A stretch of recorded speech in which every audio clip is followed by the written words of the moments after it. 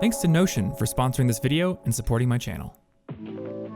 When you think about the idea of being rich, what's the first thing that comes to mind? Well, if you're like most people, the answer is probably money. That's what we think of when we think of a rich person, somebody who has a lot of money. I gotta do it, man. Or if you're somebody who spends a lot of time watching online content creators, maybe something that also comes to mind is audience. Somebody who has a lot of followers, a lot of subscribers, a lot of people commenting on their videos. But I think this idea of richness can be a lot more broad than we typically think. It's not just money we can be rich in. In fact, the other day I saw somebody tweeting about the idea of time billionaires. If you're 20 years old, you have more than 1 billion seconds left to live on average, whereas somebody who is a little bit older, even if they have a big bank account, they're not a time billionaire.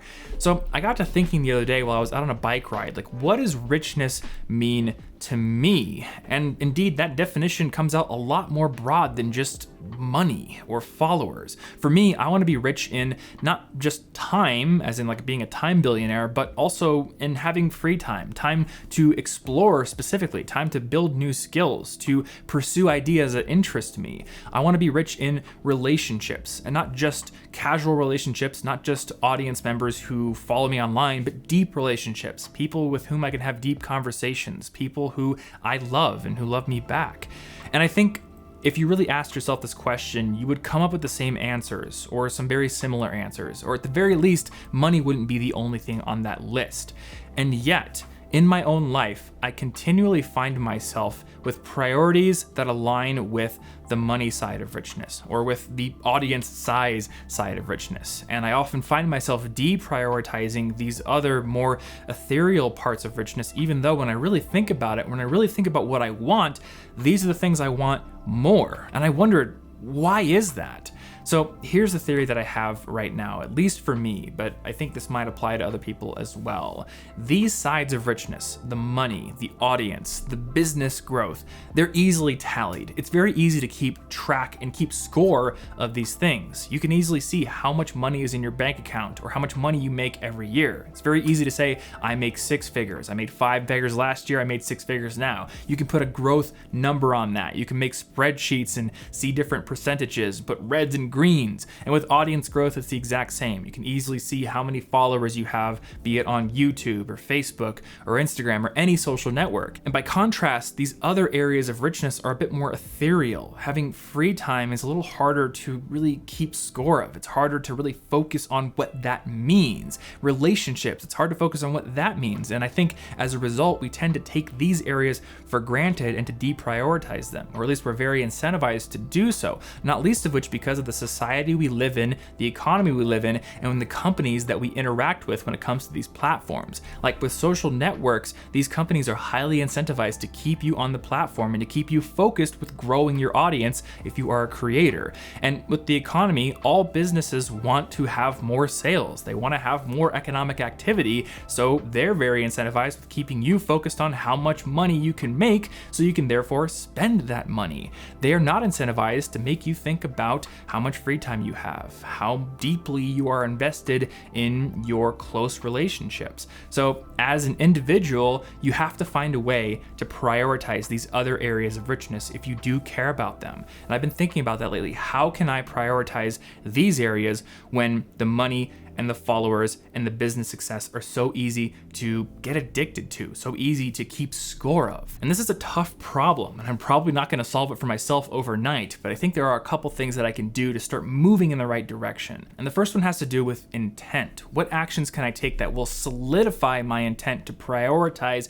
these other areas of richness more effectively? And one of them is just simply writing down and then periodically reminding myself of what I truly care about. So I've written down my priorities, and I've put the money and I've put the audience growth at lower on the list than these other things. I think we need to kind of periodically look at what our priorities are, because it's very easy to get lost in the minutia of our day-to-day lives and with all the different opportunities that come at us. And we need to remind ourselves again and again and again, I think, of these priorities so we can make more informed decisions instead of just chasing the shiny anything when it presents itself. Beyond that though, I think it's very important to think about our proximity to the sources of information, the tools, and the relationships that cause us to focus on the things that long-term we don't want to be constantly focused on. And in terms of focusing on the money, focusing on the audience and business growth, I am constantly exposed to and am very close to a lot of those things. My social networks, my YouTube channel stats page,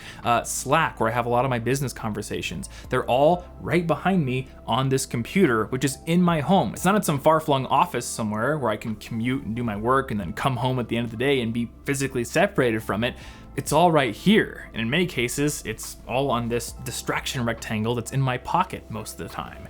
And that presents a problem. I've been thinking a lot about bad habits lately, and one of the things that causes us to continue to engage in a bad habit is when we're in very close proximity to it. I think this is why cold turkey is the best way to break a bad habit rather than trying to self-regulate. Because, if you have a bad habit in the first place and you've called it a bad habit, then you've already stated to yourself that I have a problem self-regulating. And if you remove yourself from the source of temptation, that's the strongest way to not engage in that lack of self-regulation. So if I want to increase the time that I spend focused on these more important aspects of richness, then I have to figure out how to increase my distance or decrease my proximity to everything that incentivizes me to keep focusing on the money, to keep focusing on the audience.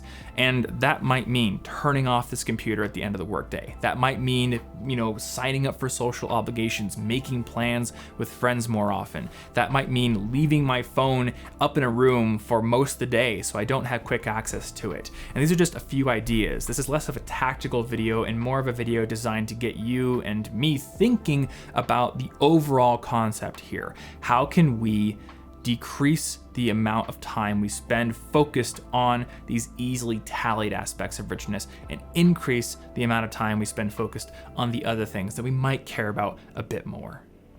So I know this wasn't as much of a scripted video as I usually do, but I've been thinking a lot about this idea over the past couple of weeks, especially since I just moved into a new house. And this is actually the first house that I've ever bought, which has got me thinking about, wanting to learn how to make it my own. In fact, you're probably hearing the echo down here, and it's because this basement will at some point be an amazing studio, but right now has a lot of work. I just started tearing up the floorboards so I can have people come in here and lay carpet. And I've been thinking about I could hire people to come do everything here, but there's a lot of it that I just want to learn how to do. I want to learn how to make this place my own. In fact, I've gone as far as setting up an entire project in my Notion task manager for home improvement projects, things I need to buy, things I need to learn.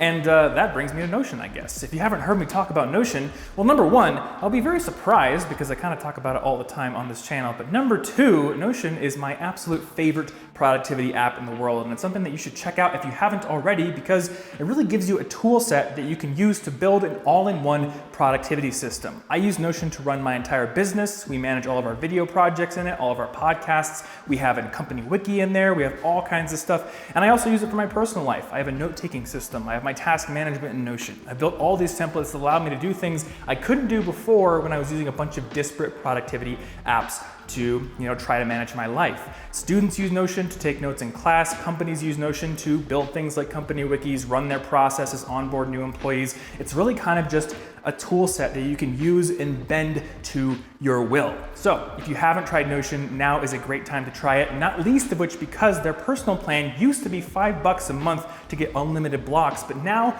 is completely free. So there's no real downside to giving it a try, and there'll be a link in the description down below so you can sign up and start building something that works for you. Also, once you're signed up, once you've played with it a little bit, you'll also find a ton of tutorials over my brand new channel, Thomas Frank Explains, and free Notion templates for things like task management, note-taking, project management, and lots more. So check those out after you use that link in the description down below to sign up and give Notion a try. Big thanks, as always, to Notion for sponsoring this video and being a big supporter of my channel. And if you like this video, hit the subscribe button, which will probably be covering my face right now. Check out that new channel, Thomas Frank Explains, and check out the other videos that I'm gonna have on the screen right here and right here. Or don't do any of that. Go buy your own house, demo your own basement, and do it better than I did, because as always, I'm not your dad.